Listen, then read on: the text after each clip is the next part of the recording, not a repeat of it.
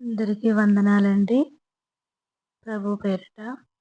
ఈరోజు మనము సిలువలో పలికిన మూడో మాటను ధ్యానించుకుందాము. సిలువలో పలికిన మూడో మాట మరియు యోహాను సువార్త 19వ అధ్యాయము 26.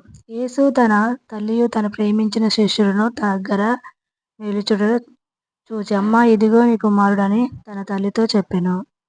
తర్వాత శిష్యుని చూచి, ఇదిగో నీ తల్లి అని చెప్పెను. ఆ గడియ నుండి ఆ శిష్యుడు ఆమెను ఇంట చేర్చుకొనెను.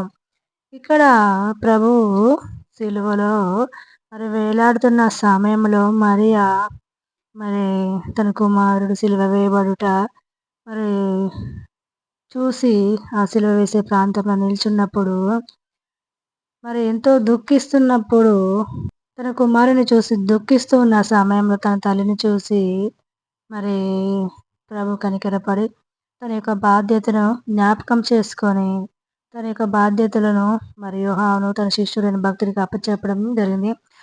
తన భక్తుడు కూడా ఆ బాధ్యతను స్వీకరించి మరియను తన ఇంటి చేర్చుకోవడం జరిగింది. తర్వాతకి అనేక మంది కుమారులు ఉన్నప్పటికీ మరియకు యేసుప్రభు తన బాధ్యతను నిర్వర్తించడం అనేది చాలా గొప్ప విషయము. తర్వాత తనకు అనేక మంది సంతానం ఉన్నప్పటికీ ప్రభు అంత శ్రమ దినంలో కూడా తల్లిని జ్ఞాపకం చేసుకొని మరి తన యొక్క బాధ్యతలను మరి నిర్వర్తించారు. మరి తల్లిని తండ్రిని సన్మానించమని బైబిల్ గ్రంథంలో రాయబడి ఉంది. మనము మరి తల్లిని తండ్రిని సన్మానించే వారు దీర్ఘాయుష్వంతులు అవుతారని ఉంది. ప్రభు ఇక్కడ మరి మనకి మాదిరిగా ఉన్నారు. తల్లిదండ్రుల విషయంలో చాలా మాదిరిగా మనకున్నారు. తల్లి విషయంలో చాలా మాదిరిగా ఉన్నారు. ప్రభు సిలువలో మరణం ముందు తిరిగి లేచి పునరుద్ధరణ శక్తితో ఉంటారు. అయినప్పటికీ మరి తన తల్లి యొక్క బాధ్యతను శిష్యునికి అప్పచెప్పడం జరిగింది. కుటుంబ బాధ్యతలను కూడా ఎక్కడ ప్రభు నిర్లక్ష్యపరచలేదు.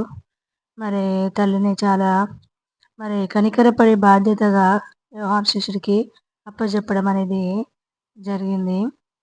మనము కూడా మన జీవితంలో మరి ప్రభువు యొక్క మార్గాన్ని అనుసరిస్తున్న మనము తల్లిని తండ్రిని సన్మానించ బద్దులమేమున్నాము. వారికి వారి యొక్క బాధ్యతలను మనము చాలా చక్కగా నిర్వర్తించాలి. వారికి వృద్ధాప్యంలో ఉన్నప్పుడు వారి యొక్క బాధ్యతలు మనం తప్పకుండా స్వీకరించి వారికి చేయాల్సినవి మరి బాధ్యతలు మనం తప్పకుండా చేయాలి. అది దేవుడి చిత్తమై ఉంది. మనకి మాదిరిగా ప్రభు ఉన్నారు.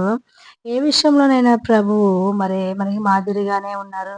అయినా మరి మృత్యుంజయుడు మరి నిత్యుడు తండ్రి ఆ ప్రభు ఎదురు నుంచి ప్రతిదీ మనము మరి బైబిల్ గ్రంథంలో ప్రతిదీ ధ్యానించి చదివి దేవుని ఎదురు నుంచి జ్ఞానం పొంది నేర్చుకోవాలి.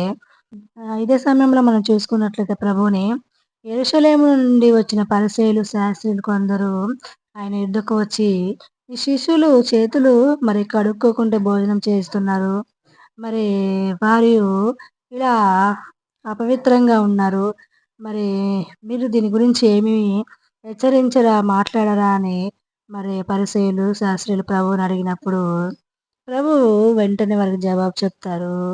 మరి చేతులు కడుక్కోవడము, మరి నీటితో గిన్నెలు పాత్రలు కుండలు శుభ్రం చేసుకోవడం అనేది ఇలాంటి ఆచారాలు పాటించినంత మాత్రాన ఇవి పరలోక రాజ్యానికి చేర్చబడరు.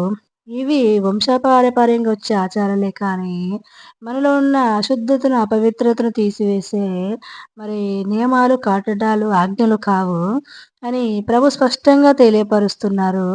అంటే మనము నోటి ద్వారా ఏదైతే మాట్లాడతామో దూషించడము, ద్వేషించడం, మరి నరహత్య, మత్సరము, అహంకారము ఇలాంటి మరి చెడుతో నింపబడ్డప్పుడు అది మరి మనలో నుంచి బయటికి రావడం జరుగుతుంది. కాబట్టి అది మనని అపవిత్రపరుస్తుంది. కానీ చేతులు కడుక్కోకుండా భోజనం చేస్తే అది మనని అపవిత్రపరచదు. మరి ఇది మరి ఈ విధంగా మరి చేయడం అనేది వంశపారపర్యంగా మాత్రమే కానీ శక్తి లేని భక్తి చేయడమే అవుతుంది. కానీ మరి వ్యర్థంగా దేవుణ్ణి ఆరాధించడమే అవుతుంది. నిజమైన భక్తి కాదంటున్నారు. అంటే మనము కూడా దేవుడు మరి తల్లిదండ్రులను సన్మానించమని, అబద్ధం ఆడవద్దని ఇంకా అనేక విషయాలు చెప్పారు. కాబట్టి అవన్నీ పాటించాలి. అవి మనల్ని అపవిత్రపరుస్తాయి. కాబట్టి ప్రభువు మరి సిలువలో మరణించుచున్న సమయంలో తన తల్లిని జ్ఞాపకం చేసుకున్నారు. ఎందుకంటే తన తల్లిని నిర్లక్ష్యపరచడము అది మరి ప్రభు మరి ఒక నియమములో వ్యతిరేకంగా జీవించడం అవుతుంది కాబట్టి, ప్రభు ఆ విషయంలో జాగ్రత్తగా తన తల్లి యొక్క బాధ్యతని యోహాను శిష్యుడికి అప్పచెప్పడం జరుగుతుంది. మరి మనము ప్రభు మార్గాన్ని అనుసరిస్తూ, ప్రభు యొద్ద నుంచి జ్ఞానాన్ని పొందుకుంటూ, ఏది మలినమైనదో, ఏది మేలైనదో, ఏది అపవిత్రమైనదో, ఏది మంచి విషయమో తెలుసుకోవాలి. తెలుసుకొని మనం ఆ విధంగా భక్తి చేయాలి. వ్యర్థంగా భక్తి చేయకూడదు. వ్యర్థంగా ఆరాధించకూడదు. మరి శక్తి కలిగిన భక్తి చేయాలి. మరి మనం అలా శక్తి కలిగిన భక్తి చేస్తూ ముందుకు వెళ్ళాలి. శిష్యులు మరి ఇక్కడ యోహాను శిష్యులు తన తల్లిని చేర్చుకున్నారు. మరి ప్రభు చెప్పిన మాటను కూడా విన్నారు ఈ సమయంలో. కాబట్టి మరి దేవుని యొక్క పిల్లలమైన మనం ఆయన మాటలు వినాలి. తల్లి ఎంతో దుఃఖిస్తుంది. మరి ప్రభు యొక్క శిలువ బలియాగం విషయంలో ఎంతో దుఃఖిస్తున్న ఆ సమయంలో ప్రభు ఎంతో బాధపడుతున్నారు. వారు సిలువ వేయబడినారు. మేకులు కొట్టబడ్డాయి. తలకు ముళ్ళ కిరీటం పెట్టబడింది. మరి ఎంతో వేదనకరమైన పరిస్థితిలో ఉన్నా కూడా, మరి ఎంతో కష్టంగా ఉన్నా కూడా తల్లిదండ్రుల బాధ్యత అనేది మరి నిర్వర్తించడం ప్రభు మర్చిపోలేదు కాబట్టి, మనం కూడా మన జీవితంలో కష్టాల గుండా, శ్రమల గుండా వెళ్తున్నాము అని మనము మన తల్లిదండ్రులను మర్చిపోవడానికి వీల్లేదు. వారిని బాధ్యతలు వాళ్ళకి చేయాల్సిన బాధ్యత చేయాలి.